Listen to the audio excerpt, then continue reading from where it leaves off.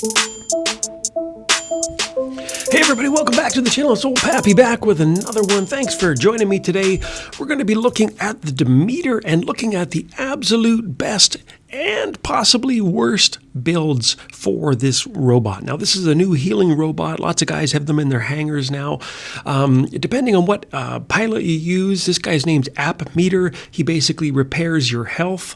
And the other pilot, his name is Jerry Fortune, and he basically gives you extra damage for both, not only you, but everybody else in you while in your circle of healing while you're using your ability.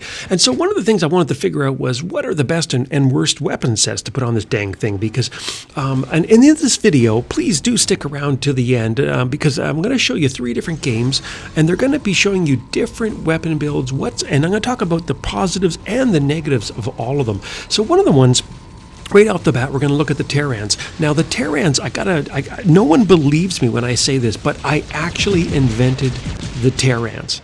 And this is where literally people are like, okay, shut up, old man, what are you talking about? But no, I'm honest to God telling the truth. Back in the old-fashioned days, around probably 2015 or so, they held a contest. Pixonic held a contest to design a weapon, and I actually came first, and my idea was for the Terran, and so I actually got a prize. I got like 10,000 gold and a bunch of other stuff, and I even got a t-shirt out of it.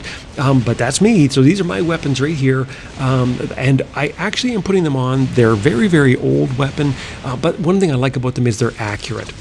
And so this is going to be sort of something I'm going to harp on over and over again in this video, is that some of the more popular meta weapons right now are not very accurate, and they kind of drive me nuts. Now, there is pluses and minuses to these weapons. Like, I'm thinking, for instance, the flamethrower weapons. They do crazy damage to shells, for instance, and all these shielded bots. But the trail, you have to really, really carefully guide your flame trail. And I find, myself personally, I miss 99% of the time. I'm actually missing my target unless I'm literally right in their face. And so I really wanted to try these Terrans again. So I kind of blew the dust off them. You know, they've been sitting around my hangar, God knows, like donkey's years here, just sitting here, not even being used. And so far, I'm kind of impressed by them, you know. And one of the things I'm doing here as well, a little technique, a little trick for you kids out there, is I basically what I'm using is what I'm called alternating fire.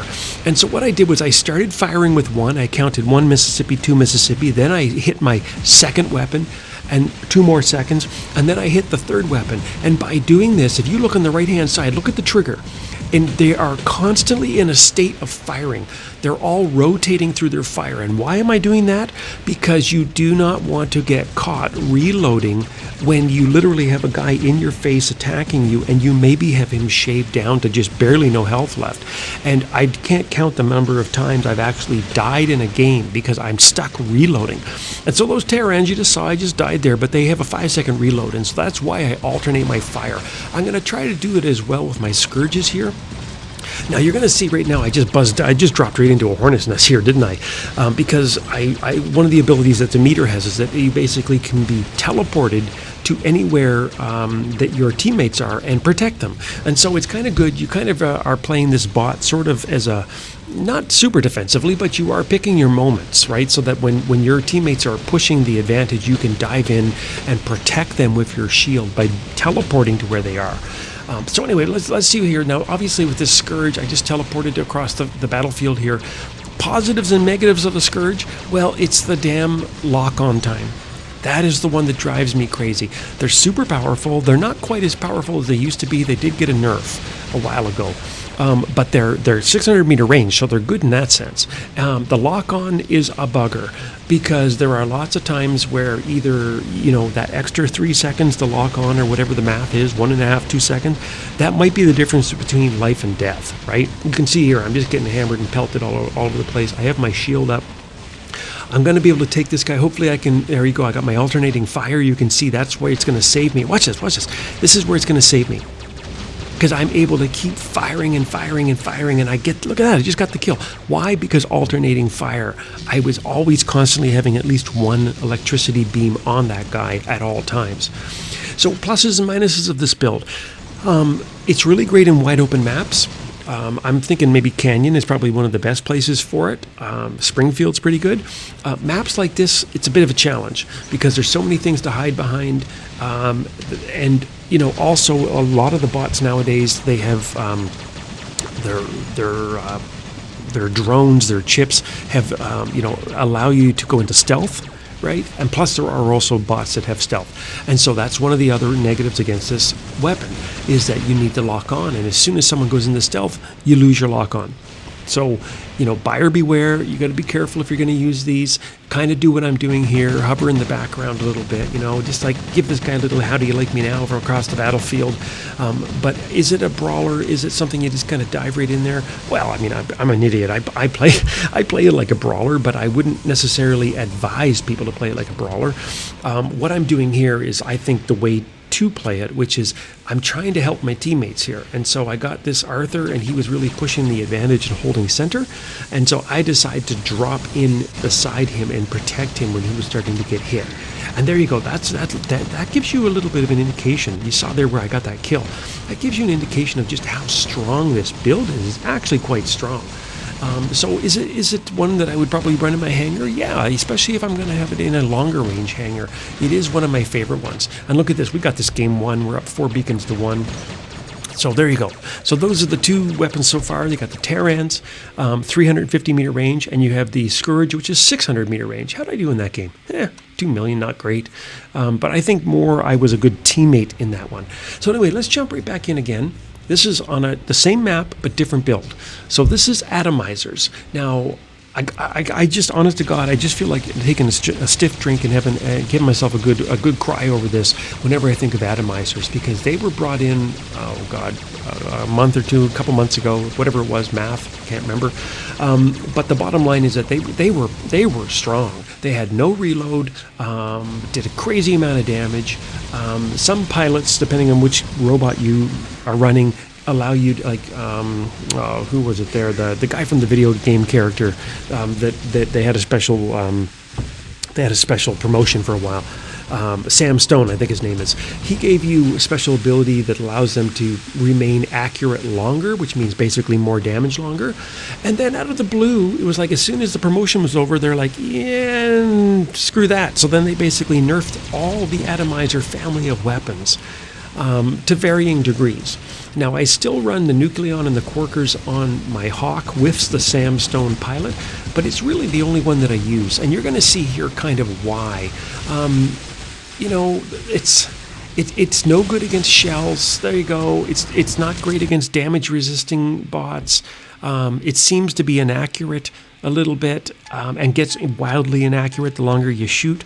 And I think one of the other things I don't like is that lots of players have lag, and you could see there I was kind of missing target when the guys were lagging around me. So, I run them because I guess I'm stubborn, and I'm mad that I went and invested and got them leveled up, and now they're not very good anymore. But I want to just show you something right here, and this is going to wrap up the video now. Thanks for sticking around if you did.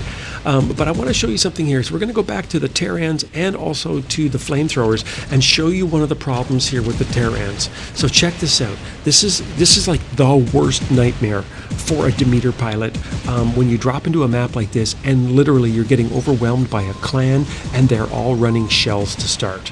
Right? And this is where I am really missing using cryos or the flamethrowers.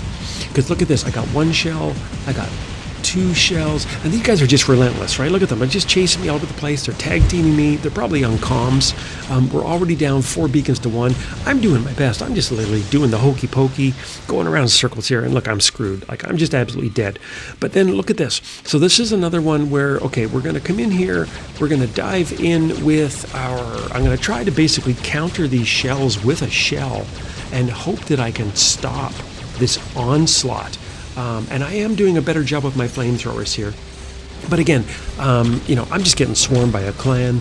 You can see here we're already down a man. Here, they're just in our spawn. So, I'm going to try to come back in with my flamethrowers. And look at this. Oh my God, look at that. I just got cartwheeled, arse over tea kettle all the way across the battlefield. But again, in these scenarios, and you're going to watch here, the flamethrowers are going to be better than nothing. I'm also trying to get the hell out of Dodge here so that I can just get away from those shells.